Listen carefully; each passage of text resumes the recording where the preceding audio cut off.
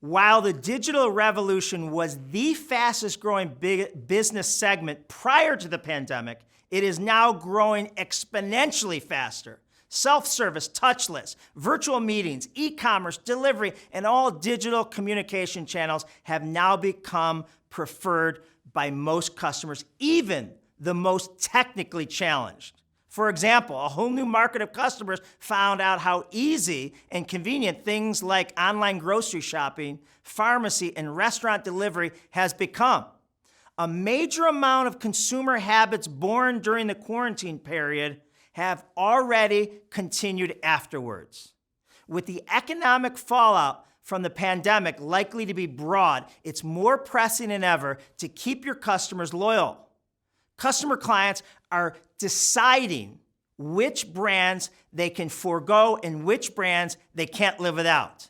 This means to survive moving forward, companies not only need to pivot and accelerate to these channels and offerings while still providing a great experience at each. What do these brands have in common?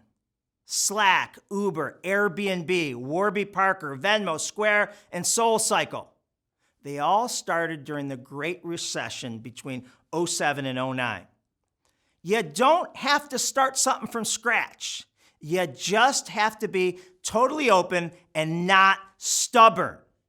The opposite of reimagine is denial, and denial can be tragic to a business. When Blockbuster was at their heyday, their CEO suggested to the Blockbuster board that they should explore a subscription model similar to what this little startup company was doing that no one had heard of, a company called Netflix. The board killed the idea because 12% of Blockbuster's revenues came from late fees. The rest is history. Right now, we have a huge opportunity to lap our competition, to crush them, gain more market share.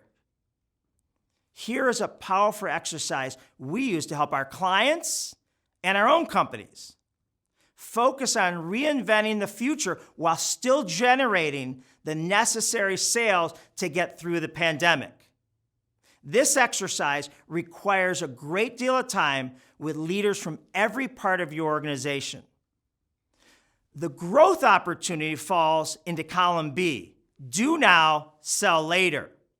What should we be developing now that will allow us to grow 10 times faster and revolutionize our business model and leave everyone else in our industry behind? The first place you start is with one question.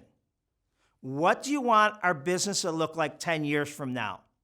Once you have figured that out in specific, vivid detail, you then figure out how to make that happen in the next 6 to 12 months. So